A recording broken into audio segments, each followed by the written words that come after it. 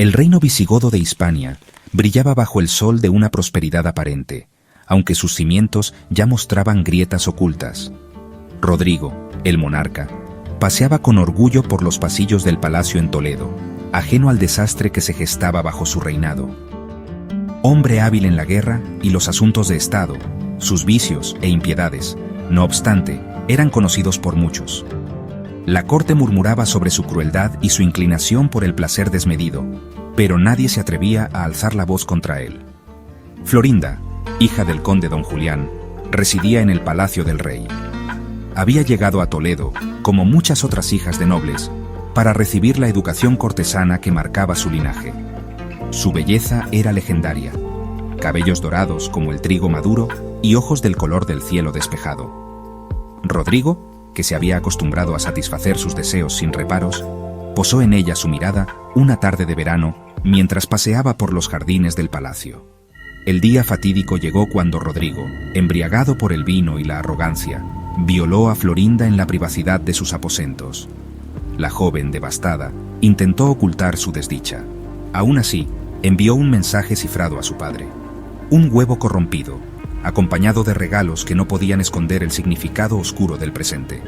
Don Julián recibió el paquete con una mezcla de extrañeza y alarma. La corrupción del huevo, un símbolo inequívoco para quien comprendía los códigos de la corte, le reveló la deshonra sufrida por su hija.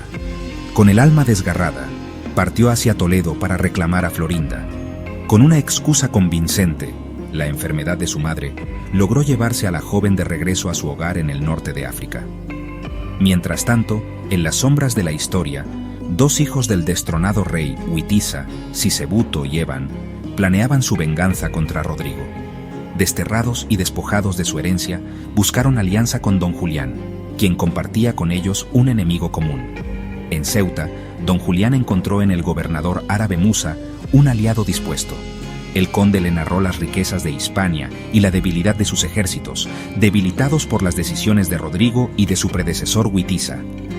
Musa, codicioso y persuasivo, confió a Tarik ibn Ziyad el liderazgo de una expedición militar. En el horizonte, el destino de Hispania comenzaba a escribirse con sangre. Las tropas de Tarik cruzaron el estrecho con rapidez y astucia, desembarcando en Gibraltar bajo el amparo de la oscuridad. Los ejércitos visigodos, desprevenidos y desorganizados, fueron presa fácil para los invasores. Mientras tanto, en Toledo, Rodrigo recibía las noticias con incredulidad. En su soberbia, nunca había considerado una amenaza real más allá de las fronteras. Don Rodrigo, finalmente consciente de la gravedad de la situación, reunió un ejército improvisado. Envió a su primo Ñigo a enfrentarse a Tarik en las llanuras del sur, pero el resultado fue catastrófico. Los visigodos fueron derrotados, y las noticias de la victoria musulmana recorrieron Hispania como un viento helado que presagiaba el invierno. La batalla final tuvo lugar en Guadalete, cerca de Jerez. Durante 8 días, ambos ejércitos se enfrentaron en un combate cruel e incesante.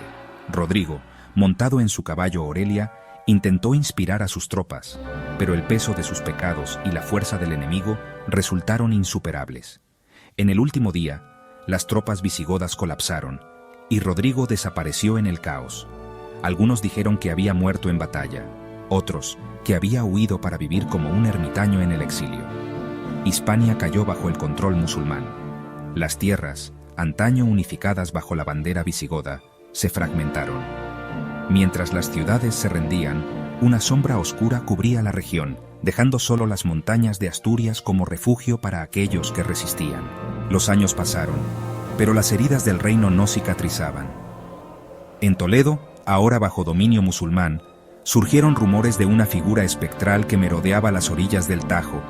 Se decía que era Florinda, la maldita, quien buscaba entre las aguas su honor perdido.